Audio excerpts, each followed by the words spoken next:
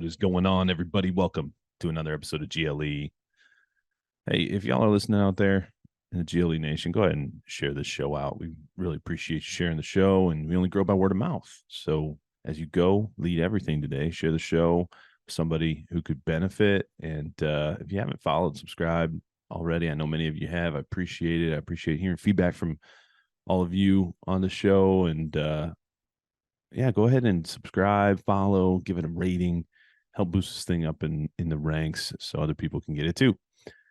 On today's show, we're talking about the urge of necessity.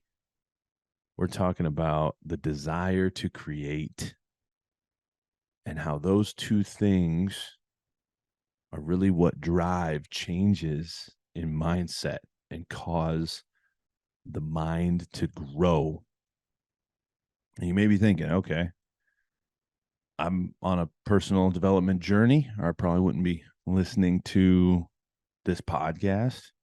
Probably listen to a lot of other podcasts, like some of the ones that I listen to, Phil Swanson listens to.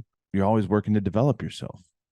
And, you've probably had breakthrough moments in your life where you can think back where you really crossed a bridge or decided to take action in a certain way above and beyond what you had done previously. Well, when you think back to those moments, I'd ask you, what caused your mindset to change? What caused your mindset to change?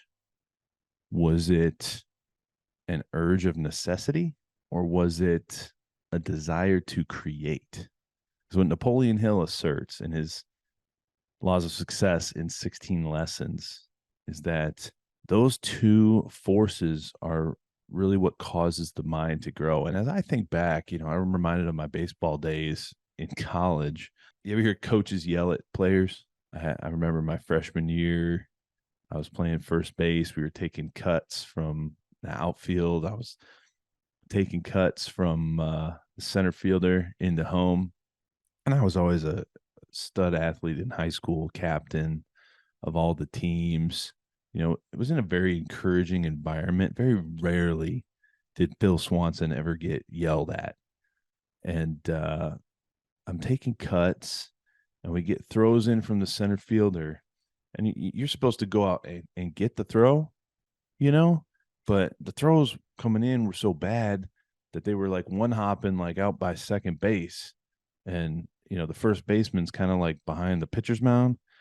So between the pitcher's mound and second base. So like there was no physical way for me to go out and get that throw. So I would back up and take it on a one hop, or try to get a good hop so I could relay it to home when we're practicing our cutoffs, throwing balls from the outfield to home plate. And I remember it was one of my early practices, and the head coach at the time just absolutely ripped into me, absolutely, yelling at me, cussing me out. And I remember I remember the feeling of like physically shutting down because I had never had that happen to me.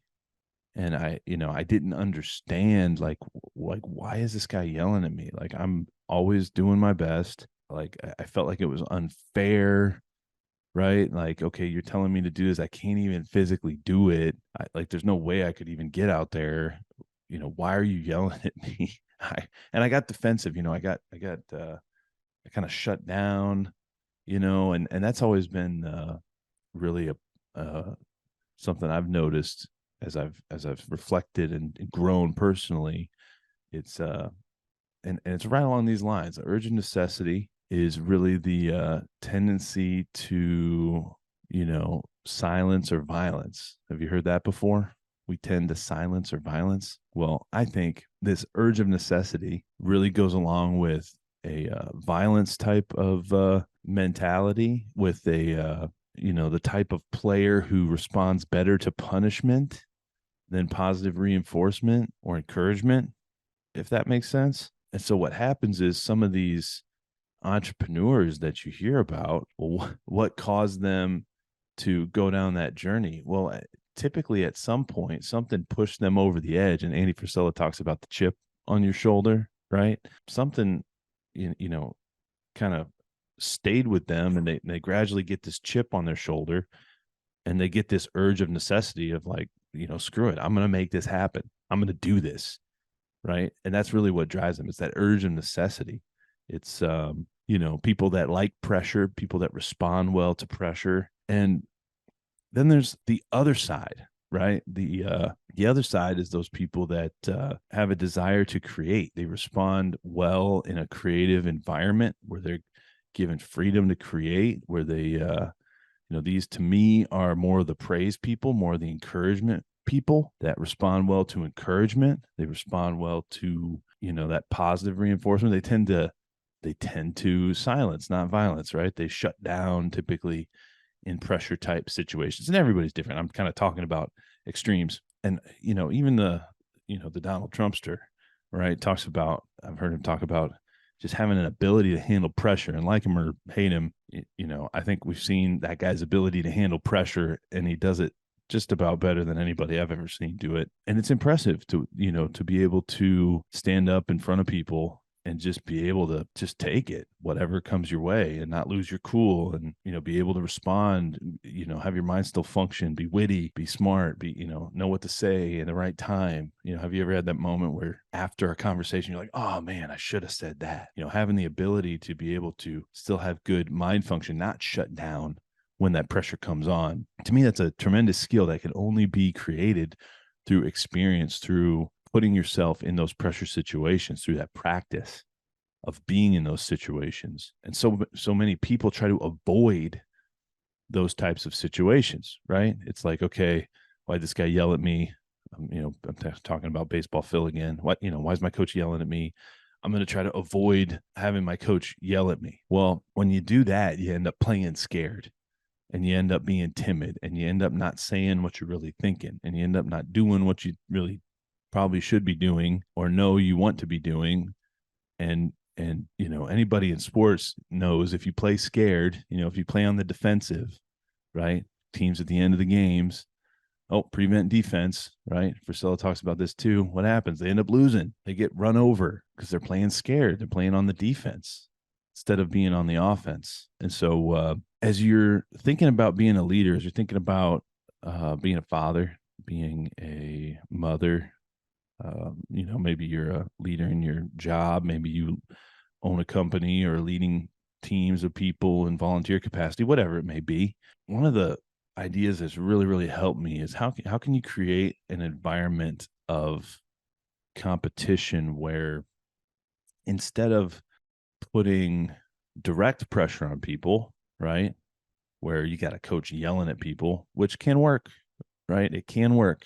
Sports, you see that much more often than the professional world, but there's other ways to do that in the professional world without necessarily yelling. But I think a much more healthy and effective way to put pressure on people is what we call indirect pressure. And that's when you create an environment that organically and indirectly puts pressure on people. What do I mean by this? Well, a good example would be when I started my first rental property. I had never done that. I was jumping into it. I was like, hey, I'll try to do the real estate thing. Ended up being a great investment, by the way. I would highly recommend anybody who has some money or even very little money to get in the real estate game. There's really low cost barrier to entry ways to do that, smart ways to do that, ways to, over a period of 20 years, probably acquire, as many as 10 properties. You could acquire many, many more than that. You can acquire 10 in a month, 1 year if you really wanted to. But, even without significant money, you could probably do 10 properties in 20 years, no problem. Right. But where I was going with this is, as I was starting that business, right after I did, people would ask me about it, and you could tell that they didn't have indirect pressure on them that was causing their mind to grow and change. And once I did it, and this is a fundamental key to leadership, so pay attention here, being the example, once I did it, it put pressure on them to do it, right? Like I've probably had 1, 2, 3, 4, 5, 6, I've probably helped 10 or plus people, or given them the thought of, hey, I need to try real estate. Hey, if Phil can do it, I can do it. Right. And that mindset, if he can do it, I can do it, is the healthy indirect pressure culture you want to create. And you want to create it with you being the example, and also having people on your team that are achieving. And so as they achieve, the others on the team go, hey, if they can do it, I can do it. I need to catch up. And there's like this healthy spirit of competition within the team, all working toward the ultimate goal. And you probably heard that teams only grow to the level of their weakest link, or teams rise and fall to the level of their lowest ability and skill set on the team. And when you're speaking to a crowd, you have to speak to the lowest level knowledge person in the room, that sort of stuff. This is that same principle, right? Like you want to raise a rising tide raises all ships, right? You need to be that rising tide that's going to put indirect pressure on people, lead by example, create an environment of indirect pressure, and use that urge of necessity and the desire to create, right? Because what you want to do is you want to create an urge of necessity and a desire to create in a healthy way, as opposed to trying to drive the necessity piece, be a slave, a slave master, be you're whipping whatever. You want to create a healthy environment where you can leverage both of these, figure out what you are. I think I'm a little bit of both. I think I've actually morphed into necessity, but I think everybody at some level is both. When the necessity comes, they're definitely going to change their mindset and change.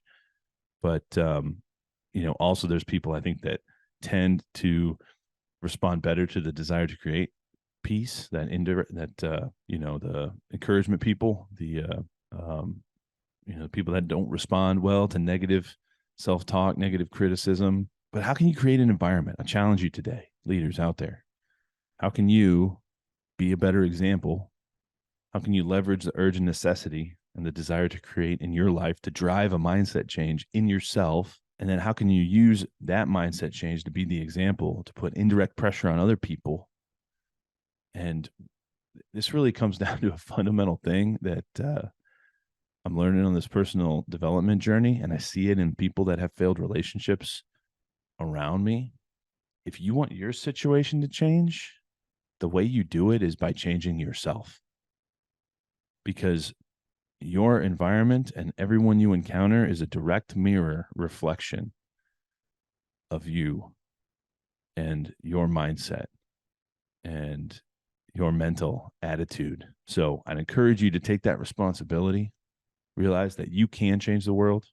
You can be that positive force as you're out going and leading everything you do. And I encourage you, as you do it, share the show with somebody who needs to hear it. Follow, subscribe, give it a rating, share it on social. Go follow me on Threads. I don't know if y'all have heard about Threads, but I'm on there too now. So we'll see what that's about. Never been a big tweeter, but I know it's a good platform, and there's lots of good content on there. But go give us a follow, subscribe, share it out. And as you go, lead everything.